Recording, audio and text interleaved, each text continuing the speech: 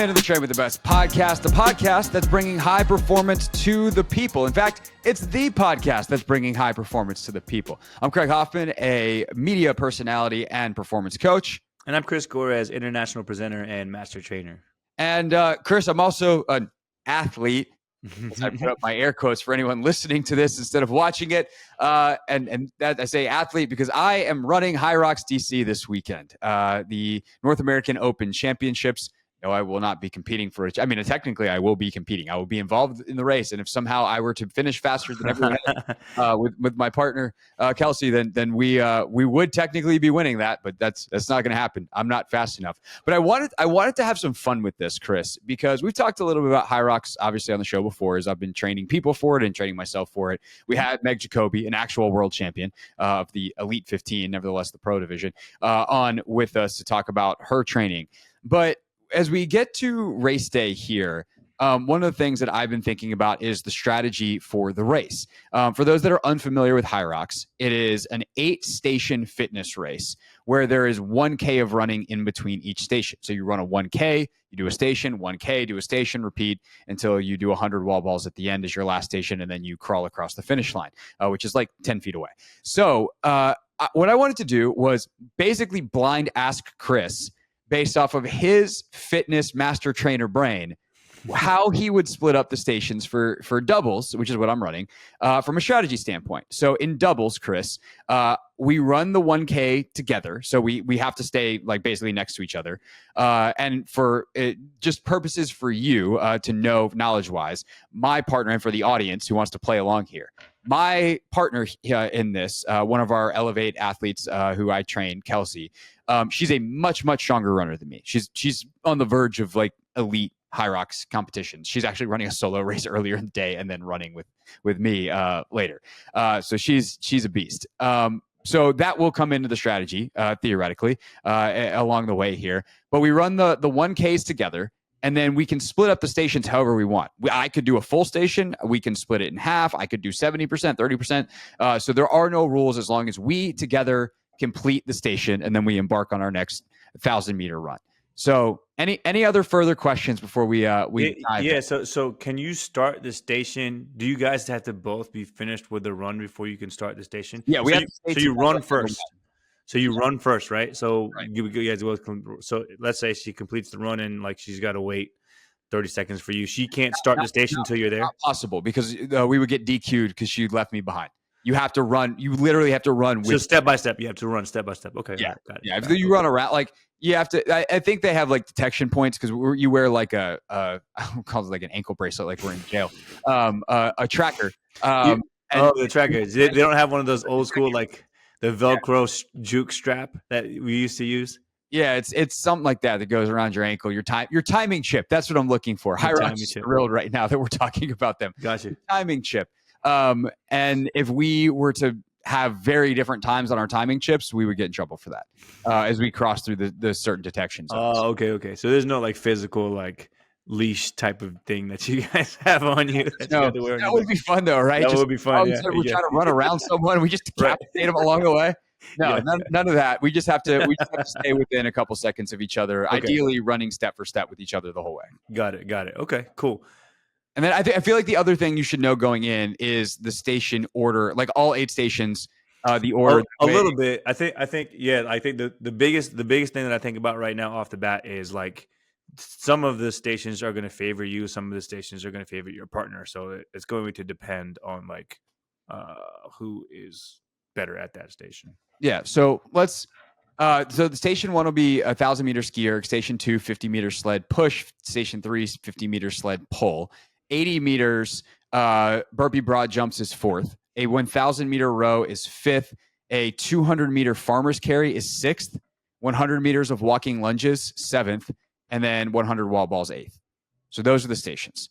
So knowing that going in, so here's another thing that I'm going to ask, right? So like the walking lunges, you can't just do them at the same time, right? So like you have to do it, and then once you stop, then she can start. Yeah, so we have a sandbag, a 20-kilo sandbag. Gotcha. So you put the sandbag down, and she's got to pick it up. Okay. Yeah. So you can't go put it on the ground. or there's like a back-to-back transfer deal that you have to do. It's very specific. I gotta rewatch the rules. Got it. Okay. That makes sense then, because otherwise, then just do 50 lunges together, and There's a fitness, there's a fitness. Hey, you go start down there. I'll jog my last 50 meters after I finish mine. That would be great. Chris is finding ways to cheat the system. I like it. That's what we're doing. Strategizing is, hey, what are legal ways to cheat, right? So So you're balancing on some of these, like you're balancing the transitions. Some of these you're just really focused on the fitness and like making sure that you have enough left in the tank. There's a bunch of different stuff. But I'm throwing this at you as the smartest fitness person that I know, which is really the origins of this podcast are. It's just me asking Chris questions that are completely self-indulgent. But I do think it's a fun thing because Chris is not in this world fully. Certainly, he's tangentially in it because one, it's a fitness race and he's a master trainer. And that's fitness. But also, he's watched me go through all this and all that. So the other thing I'm going to assume is on all 8 events, there's going to be one person who's better than the other, and it's not even, correct? Can I make that assumption? That's probably fair. I mean, it depends on the pairing. And there's, of course, a balance of like, there's one of these stations where there's also, like, I'll just tell you, like, wall balls, actually, for the two of us, one, because Kelsey's so strong, and two, because the feet, like, we'll use the same weights throughout. It is the equivalent to the men's open weight and the women's pro weight. She races pro all the time, so the pro weights are not a big deal for her. But the women's target on the wall balls is 9 feet, the men's is 10. And we were really, truly trying to run our fastest race, and we're out there having fun. Like, that's part of the reason this on the podcast. But like, if we were truly, honestly trying to PR, I would have her do as many wall balls as possible, because the time that elapses the most in wall balls is while the ball is in the air. Right. And so we can eliminate 1 foot on every wall ball. Like, the women's elites will go faster than the men on wall balls, for sure, because they just don't have to throw it as high. Well, I'm gonna assume that just for the purpose of this podcast that we're trying to score the best that we can, and we're not just trying to survive this. So like, that's like the equivalent of if you are playing in a foursome in golf, like, hopefully have a lady with you so that she can hit up the ladies' tees. Like, that's just right. So there is a minimal amount of rule manipulation we could. Yeah. Okay. But, so that's a good one. Yeah. So that's one to know. And then I will, as we go through, unveil how I was planning on doing it, unless there's something so brilliant that I changed my mind. All right. So with all that preamble out of the way, any further questions? That's it. So the first event was, all right. So we're gonna run 1,000 meters, and then we're gonna go directly into the 1,000-meter ski erg. It's one erg we split between the two of us until we accumulate 1,000 meters. So the ski erg is pretty easy to transition in and out of, right? It's not like a rowing erg, which is going to be the hardest transition. So on that one, do we have one who's stronger than the other, or is it pretty balanced? I'm probably a little stronger on the ski erg, and it's one of the few, if not the only one, that I feel confident saying that about. Okay. How far can you go in 10 seconds? In 10 seconds? Yeah. Probably not very far, because I got to get the thing going. Like 50, 60 meters, assuming that it's like kind of rolling. Like, if you give me a rolling start, like the first one is going to be left. Sure. Yeah. You got to get it going. The wheels going, and I'm picking it up off of her. I could probably get 50, 60 meters in 10 seconds if I were to sprint it. That's what I mean. Yeah. I want you to sprint. Yeah. I'm going 50, somewhere between 50 and 60 meters probably. Like, I can do a sub 20, 100. You can do a sub 20, 100? Yeah. So I would do that on the ski ergs. I would have your fastest person go first and go for 10 to 15 seconds, whatever you can get. And then the same thing, just go alternating 10 to 15 seconds, because we're still pretty early in the race. So hopefully this is the freshest that you're going to be on any of the stations. So 15-second sprint, 15-second sprint, on and off. Because after about 15 seconds, then that's when you start to fatigue. Well, naturally, you're going to start to fatigue if you're really truly going all out for 15 seconds, right? Yeah. So I would do that 15-15. Do that as much as you can. Get as far as you can, and then if both of you are starting to die, then you can actually make the sets a little bit longer. Because as you die, you'll be sub max, and then you can go like 20 to 30 second sets. But I would go 15, 15, 15, 15 at least for 2 rounds. And then make it a little bit longer if you guys are dying at that point. I would love to try that in a different race. I don't think that that's the plan. I think our plan is to alternate 100s. Last time that I did this a year ago with Rachel, we did like, I think I did like a hard 250. She did a 300. I did a 300, and then she did a 250. But Yeah. typically what we tell our athletes on the ergs is like, these are, I don't say recovery stations, but like they're stations where you can lose the race, not win it. Because if you go, let's say like you can go pretty easy and not expend a ton of energy at a 208 per 500 pace. And you can go like with some real gumption and fatigue yourself a little bit at a 203 pace, right? And because it takes that effort to go 5 seconds faster per 500. Well, 5 seconds per 500 is only 10 seconds over the course of 1,000. Yep. And so from there, you wind up losing that 10 seconds in probably the next run because you're that much more tired. And so the way we tend to attack it on the ergs, and especially the ski erg, is like, don't like put in a solid effort. Don't cost yourself your PR Gotcha. on Yeah, the ski erg, for sure. but like don't accumulate. Try not to accumulate any fatigue. So just not like I would actually be very curious for the like 2 rounds of 15 seconds. Can you chunk off a huge amount and then settle in? But I would be scared to spike my heart rate that early in the race. So I see what you say. So one, that gives me a little bit of insight into like the strategy of the race, right? So the strategy of the race is to finish the last finish line that's it, right? Like it doesn't matter, like you don't get to go back and be like, hey, we finished second, but we won. We finished first in like 5 events. There's no placing in the events. No medals for getting. So that does change things a little bit on my end, because in my mind, like if you're trying to win this event, right? No, we're trying to win the total time elapsed. Yeah, I would say though, like similar to the way that you're going to run a 400, like use it or lose it, right? So like I would blast out 10 seconds, and then settle into your like 100. But like for me, I think of time, because like to me, whatever you get in 30 seconds is what you get, right? It's not like shit, I got another 50 meters to go and I'm dying, right? Like just tap up out of there after your 30 seconds, right? So I would go probably 10, 30 until you get to 1,000. That's interesting. The time thing, I actually do think is probably a good idea. I don't know that we'll wind up doing it, but I actually might talk to Kelsey about that, because obviously like we're even enough. Like my goal for this is to pull like a 158-ish per 100, which is going to be about 22, 25 seconds, somewhere in there. So 158 pace per 500. Yeah. It's somewhere around that, like so you 30 seconds, but probably like if you finish this in 4 minutes, we're good. Yeah, we're under 4 minutes. Like we probably finish it in like 350. Yeah, somewhere in there. Yeah, so I like think about the way that a track runner would run a mile, right? So I'm just thinking about a 4 minute effort. What's a 4 minute effort equivalent to? Right. A mile runner, right? They're going to sprint the first 50 to 60 meters. Right, but they also don't have 7 more stations and 7,000 more. No, true. I get it. Yeah, but it's still going to be there. Like the fatigue is going to be there. Whether or not you sprinted those first 50 meters, you're going to be fatigued no matter what. Like that's not what's going to be the thing that's like going to make, you know what I mean? Does that change for you, remembering that you're coming off of a 1,000 meter run as well? Yeah, same thing. Like whoever's ready to go, which is probably going to be her if she's a better runner, right? Yeah. Like somebody's going to be ready to go. So like talk it out on your last 50 meters of your 1,000 run, right? 1,000 meter run is going to take you guys, 3 minutes? No. Less than that? This take way more than that. Way more than that? Yeah, 1,000 meters, we're talking 0.62 miles. And we got to pace it because we got you're pacing it. We're probably looking at 5.5, 5:45, somewhere in there. Okay. Yeah. Not very fast as a runner. Yeah. Sorry. I'm still thinking of like, what's an 800 time, right? So like, okay. Yeah.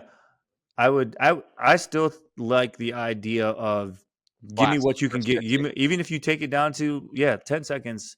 Because like you said, your first one is going to get you going. Like that first pull gets the ski erg rolling. Yeah. And then, hey, and you only got 10 seconds of this. All right, cool. 10 seconds, cool. Now settle in. All right. Yeah. Maybe I'll tell someone else to do it. Like, hey, this is part of an experiment for me. I need to collect some data. All right. Yeah. So then we finish the 1,000 meters. We roll into a 1,000 meter run, and then we have a 50 meter sled push. They are done in 12.5 meter lengths 4 times, down, back, down, back. Oh, you got to go down back. Yeah. Gotcha. So this one, I feel pretty confident in my strategy. What would you say? I would just split this. Yeah. Because like you're wasting time transitioning, so the less transitions in this one, the better. And like even if like you're still moving, like on the sled push, you're still moving even if you're dying. So just muscle through it. It's 12 and a half, and get going. So there is one other factor that is Hyrox famous here, which is the sleds are a standard weight. They never feel the same. Because depending on how many people have sweat into the carpet, how much wear the carpet has had. If the sleds are flying, just go unbroken 12.5, correct. Like if it's flying, good. If it's not, if it feels like it's supposed to feel or worse, the way to go is half lengths, because otherwise your legs get way too heavy and your legs feel like lead for the rest of the race. And so if you can go, how heavy is the sled? It's like 350, something like that. I know that's like an arbitrary number because it does depend on your friction, but yeah, I just think like in my mind, down and back, right? Like go. If all I know I got in me is a down and back, I can give you a down and back. Yeah, and that's the thing is like if we typically go, and like Meg actually talked about this when she was with us, right? Like she could do that, but like it cost her so much. So if you just go, and you have to be deliberate with it, half the length, big deep breath. Like if you're solo, big deep breath, half the length, and like there is some Newton's law stuff where object in motion stays in motion. Just try not to break the inertia. But yeah. I think that if you start to feel it in your legs, the best thing to do is to just be like, all right, I'm going to go half this length. Let my partner pick it up half, and that way you never get that like heavy leg feeling, and you can still move it pretty quick in that short burst. I think yeah, like that would definitely be a different strategy if you were solo. Like I'm like knowing that I have my partner and I'm gonna have a break, right? So like if it's gonna take you, how long is that gonna take you to get down and back? I'm thinking like in my mind, I'm thinking that's gonna take you to get down and back like no more than a minute. Yeah, maybe 30 seconds. Like depending on. No, if you get, I can get. I mean, the hard part is the changeover. So if you can make it all the way, I mean, that 12.5 meters you can cover pretty quick. Like, I mean, somewhere between like 10 and 20 seconds probably. And that's what I mean. Like, I feel like shit. If I gave you 30 seconds to get down and back, like, I feel like you could do that. And knowing that that's it. Like, I don't have to do that twice. I just have to do it once. I think the thing that I would be so fascinated how you feel if you just did it. You just came up here and were like, I'm gonna do Hyrox, and then you like all of a sudden understood the length of the race. Because I understand the length of the Like I'm thinking of the sled push because I've done a 75 to 90 minute effort, unless you're elite, and then you're talking about a 60 to 75 minute effort. Yeah, I'm not. Yeah, I'm talking like the sled. The hardest part for me for sure would be the running. Like for me, sled push, just because I've done sled push a million times. Oh, wait, 152 kilo is the sled push weight. Okay, so 336 pounds. Got it. Yeah, something like that. Yeah, like 12 and a half meters to me. That's less than 15 yards. I feel like I can just bust that out. But again, like knowing that my partner is going to do the other half. Right. So the one that I actually have the most question about is the sled pull. So it's 103 kilo sled, so a little bit lighter than the push, and it's a rope pull. So you have to stand in a box. The sled is on the other end. Obviously, it's going to feel lighter as it gets closer, which is part of the reason I'm like, what's the best way to go about this? There's part of me that's like, you should just go ahead and do one full length. Let your partner do the other full length on the other side, do that twice, and bang, bang, you're done. There's part of me that says the stronger person should pull like 2 big pulls first, let the other person step in, finish when it feels lighter, and do that 4 times. But how would you attack a sled pull where it's long rope, have to pull the sled towards you? It's still the same thing. It's still 12 and a half meters times 4. Yeah. No, I wouldn't change. I think you're gonna waste time changing partners like halfway through. I feel like just go and finish that because by the time you get 2 big ass pulls, like I feel like Now, do you have to like take that rope and run to the other side and do it again? Is that No, what you got to do? it's so there's a rope on each side of the sled, Oh, okay. but partner has to stand behind you while you're going. So sled, rope, pull it towards you. Yeah. So you go from Rope this on the other side, you pull it this way, and now you got to run to the other side and pull it back. Mhm. So then it's not going to get lighter. If there's a rope on both sides, it's not going to get lighter. Well, no, it will because the lever's not as long. It's going to feel a lot heavier when it's farther away. Trust me, it feels a lot heavier when it's farther away. Okay, I got you. Because Okay, because the theoretically the rope is still dragging on the other end on that side, right? Yeah, it's not the drag; it's the lever. Okay, got you. Yeah, I feel like you're gonna waste time on the transition. But again, if this is one of those ones that like, hey, this is just one that we're trying to survive, we're not really necessarily trying to blast this out, then yeah, I think your strategy, which would be similar to what I was talking about with the ski erg, which is like massive efforts in the beginning and then small efforts in the end. Yeah, I would do that. I think the thing that is actually the trick to understanding how to perform well Hyrox wise is the only way to win is the run. Like making sure that you are fresh for the run. There's just not the runs are all pretty much all longer than every single station, depending on how fast you do a couple and how fast you are running. There's some times where your wall balls, for instance, might take longer. Your burpee broad jumps might take longer than some of the individual runs. Yeah. But for the most part, especially in doubles, your stations are like half the length of your runs. So it's how do I make sure that I can stay fast in my runs? Because that's where I'm going to die.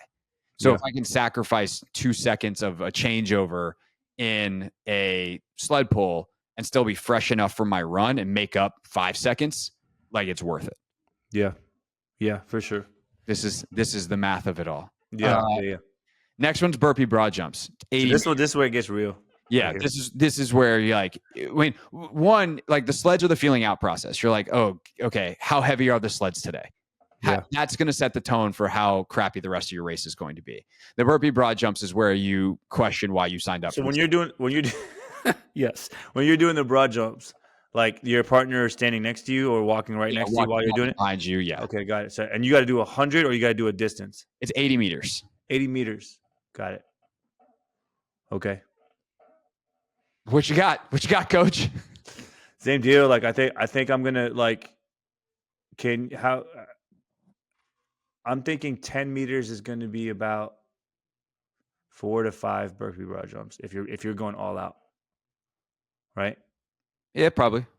Okay, so I would do the same thing. Like, hey, you got to give me 10, then your partner goes for 10, and then you go, and then it takes communication, right? So like, I'm gonna go 10 meters, you go 10 meters, and then from there it's like, hey, I'm gonna go until I feel like I've only got 2 left in the tank, and I'm gonna leave 2 in the tank so I can recover, and then you go, right?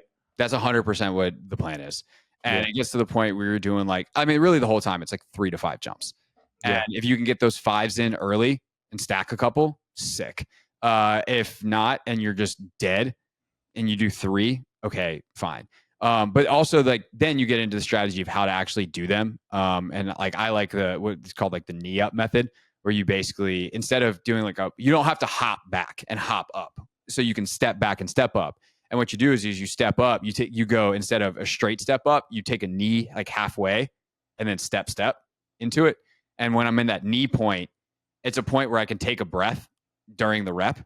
Yeah. And that helps keep your heart rate down a little bit. But also, some people get to the point that they're about to jump and then stop and rest there. And I'm like, no, all your momentum is gone. Don't do that. Or as soon as they land, I'm like, just go to the ground. Get down there. Don't try to hard stop and just smash your legs into the ground and ruin your momentum. So that's a good place where you can, as you're having to peel yourself off the ground anyway, take the knee and then step into the jump, but make sure you don't step too far because your feet have to be even. Otherwise they make you back up and do more. That's what I don't see. Yeah. So for me, I think that would be the way to do the last 60 meters. But for the first 10 meters, each of you should be able to hold your breath and get 10 meters. You should be able to do that in one breath. Yeah. I think that's the other thing in all these stations that I've learned definitely is don't burn out too fast, but also don't try to sprint at the end. That was a huge mistake I made on the burpee. Yeah, you're not going to sprint at the end.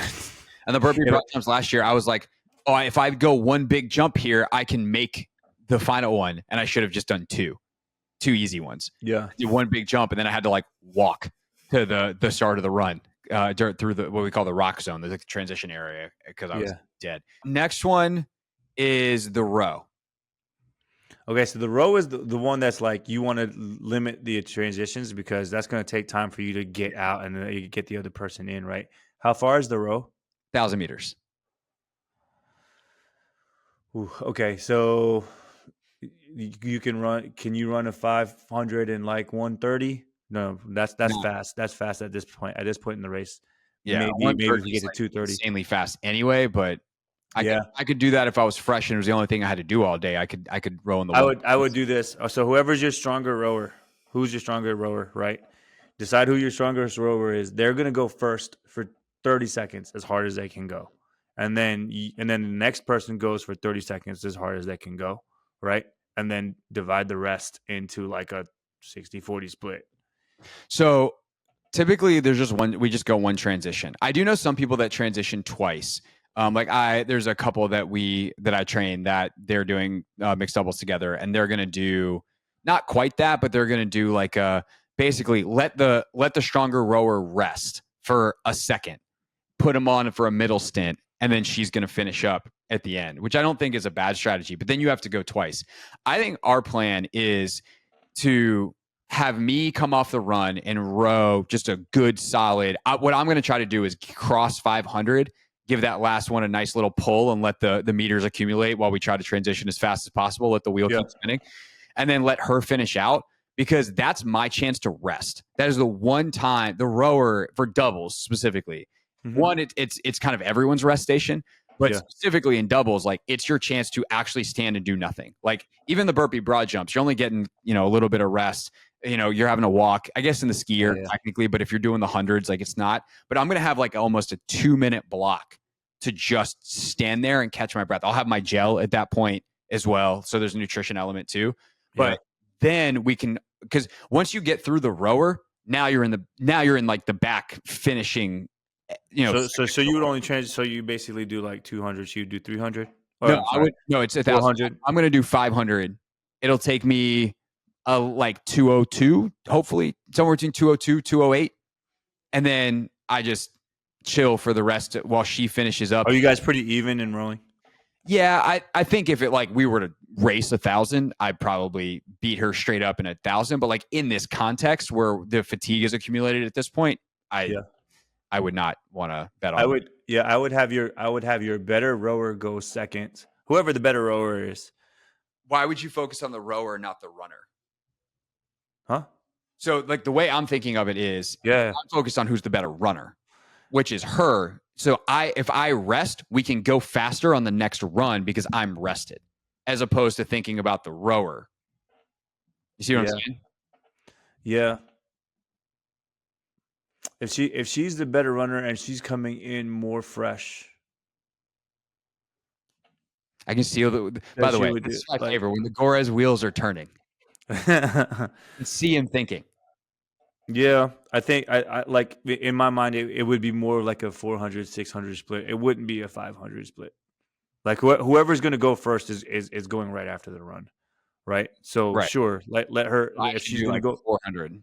If she's more fresh off the run and you need the rest off of the run, then she should take you to 400. You should at 400 you're probably going to get like a good minute and a half to catch your breath. And then you should be able to bust that out, that 600 left. So you would go next. I think that the switching it is better because again, the time in the runs is more valuable than the time in the time you'll make up in the runs is more valuable than the time you'll make up in the row. So to maximize the row time, yes. To maximize total time, because I want to feel, because now, so we have run. Well, by the way, I think is the sneakiest, hardest stretch of the race is after the row, 1,000-meter run, farmer's carry, which is the fastest station, and then another run right after it. So it's 2K plus, it's like a 2K, 2.2K run, and the 0.2 is you're running with weights. So I want to be fresh going into that and not. So you want to be fresh going into the run. So that's See, why like, so no matter what, like you're gonna have a row run combo back to back, no matter what, right. because like you're either coming off a run into a row I'd or rather you're come off. rolling and going right into the But run. also, that gives my legs a second to rest versus getting off the rower and trying to go straight into a run. Yeah, you're also coming off that run and going into the I row, know. and you just did burpee broad jumps. I know. So yeah, There's no if you hiding in the no race. no no hiding, no hiding. Um, yeah, like either way, but I still think whoever your better one is, whoever your better rower is, if we were trying to shave some time off of that rower and it's worth it, then I would do the 400 to 600. Now, if we're only saving 10 seconds, then yeah, you're right. It's not worth 10 seconds. But I think that you could probably knock off 30 seconds there. Oof, I don't know about 30. I don't know. It's definitely intriguing. I want to run, like I want to in 3 weeks run another one and do all of your strategies and see how. I would tell you your first 600 meters. Like if you split it up 400 and 600, like your first 600 meters are going to be way faster than if you did it 500 and one. You know what I mean? No. So like let's say like you got to get to the 600-meter point, right? Your first 600 meters, if the first person goes 400 and then the next person takes over, you guys as a tandem are going to get to that 600-meter mark way faster than If you're saying if I go first and I just row 400 as opposed to rowing 500. Yeah. Because that person's going to come in fresh, right? And at that point, like the difference between 90 seconds rest and 2 minutes rest is not that big of a deal. Yeah, no, I think that's true. And also, like, for how big of a discrepancy there is in our running, like that's actually probably the right thing. I think what we'll probably also be looking at that point is like, do we think we can really hit a time that's worth trying to push for? Or are we out there having fun and trying to split the work pretty evenly, which is also another factor in the race. Yeah. Like if I ask you from performance standpoint, so that this is a performance standpoint. This is hey, like we are laying our guts on the line here. Like if we die, we die, right? This is if we die, we die. We die. So then we run 1,000 meters, and then we go pick up 224. We'll put chalk on our hands first, and then we pick up two. I'm trying to make sure I remember all things. Hey, everybody, remember your damper settings when you get to your ergs. When you get, so it's 224 kilogram farmer's carry or kettlebells to farmer's carry, and you got to go 200 meters. To me, this is the if you die, you die portion of the race. Yeah. I think you can run with this, right? Like you can just grab it and just go. Yeah. Yes. The first person get it. Whoever's ready to roll. Like at this point, is whoever's ready to roll. Grab it, go as far as you can. Just go, and then as soon as you're done, I'm taking it. Like I don't think this one is probably the easiest one. Just like it is, but it isn't, because the problem is you go, you're tired, you put them down, and you're like, oh shit, my partner just picked up the kettlebells and now they're running, and you have to chase after them because you have to stay close. Yeah, but they're not moving. Like if they've got 100 some pounds in their hands, they're not moving at a pace where you're like, oh shit, I got to go catch them. I was last year. That's how dead you are at this point in the race. Is everything hurts. But you're correct in that, like, obviously moving without the weights is easier than with. But yeah, I feel like the thing is to go not quite till you're actually dead, but yeah, for sure. You always want to leave a little bit in the tank. You want to go until you feel like if I keep going another 10, 15 meters, I'm in trouble. And then hope that your partner goes long enough that you can recover. Also, it's going to depend on the shape of the course. Like, I feel like the more turning you have and you're going to have to slow down anyway, that might be worth the transition point and then being able to fly down the straightaway. Like, let's change on the corners, on the slow speed corners, F1 style, versus the straightaways. So I think this year, like, we have a couple, like last year was a kind of an S snake type of thing. I think it's this year there's like a couple laps. So if we can get like half a lap, switch on the corner, half a lap, because I'm going to have to decelerate anyway to turn the corner. I don't think that you're going to be moving that fast that you're going to have to really decelerate. Well, I mean, you're going to go from moving to not moving. That's technically deceleration. You're going to have to decelerate and stop somewhere. And if you're going to be decelerating anyway, and then you can kind of pick up and wind your way through the corner like you did on coming out of a 200. That's what I mean. That's what I mean. If you're sprinting at 200 like they do in an indoor, like you're moving, right? I don't know that you're moving So like the bigger factor there for sure is going to be like your fatigue, and like you said, like you want to leave a little bit in the tank. Don't empty the tank, Yeah. right? Leave one in there. Yeah, leave like 10 meters in there, and then hand it to your partner. The only way I would even think about doing this if I was to get geeky, and I don't think that this saves that much time, is like for the first you say is 80 meters. 200. Two, 80 oh, with the sorry, 200 projects. meters. Yeah. So 200 meters, yeah, like for the first 100, right? Like it would be like, hey, I'll go 40, you go 20, I go 40, and then you go 40, I go 20, you go 40. That would be the only other thing I would think of. But like, I feel like that's just overthinking it with this. You're gonna save maybe a couple seconds doing that. Like, Yeah, maybe. And it's really, can you save the fatigue? At this point, though, you're now in the spending what you saved earlier portion of the race. So you run the next 1K, then you're into 100 meters of walking lunges, and they hurt. yeah, walking lunges ain't no way around it. Yeah, it's similar to what we were doing with the I feel like the last 3 stations, it's all the same. yeah, similar to what you just did with the Go until farmer's you have walk. a little bit left 2 reps left in reserve, if you will. Although maybe not 2 reps on the lunges, maybe so you have like 4 or 5 reps Yeah. in reserve of like true failure. Hand the bag to your partner, let them go until same thing. Like at that point, you're just, can we keep the pace high? Yeah, I think that's probably where I would do that. What that split that I just said. So like you would go for the first 50, we got 20, 10, 20, and then the next 50, the other person just switches. So you have a small little break in there, right? Mm-hmm. So one partner is giving you a small break, but still getting more rest, and then same thing the other on the back That's end. I actually really like that, because if I can tough out the first 20, 10, and then get to 20 and halfway, and let her take on the heavier load in the back half of the lunges, we can probably hammer that last run as fast as we possibly can. Hopefully it's our fastest run of the day. Our legs are going to be shot, but there's no more running. And then we're at wall balls, and then it's just fucking survive. Wall balls. Yeah. Which again, if we're doing purely for performance purposes, I'm with someone who is strong enough to do 100 unbroken at the female height. We would literally I would be like, well, let's run as fast as we can. And then if I lay down the ground behind you while you do 100 wall balls, but like if we were trying to PR the race, like our actual fastest time, that is actually how we would do that. Is like legitimately, you do as many as you can, and if you do 100 unbroken, that will be better for us. If you need a break, I will spell you as long as I need to until you are ready to go. Yeah. But that's not how that's going to go. I would love to do like 30 unbroken. I don't know if I'm going to be able to do that at that point in the race. If I get to 20, I'll be thrilled. You talking about wall ball or walking lunges? No, the wall balls. Yeah. I think it's the same thing, right? Like you split up the wall balls, you split up the work into 2 halves, the first half and the second half, and then in that first half, similar to what they do with NBA minutes, right?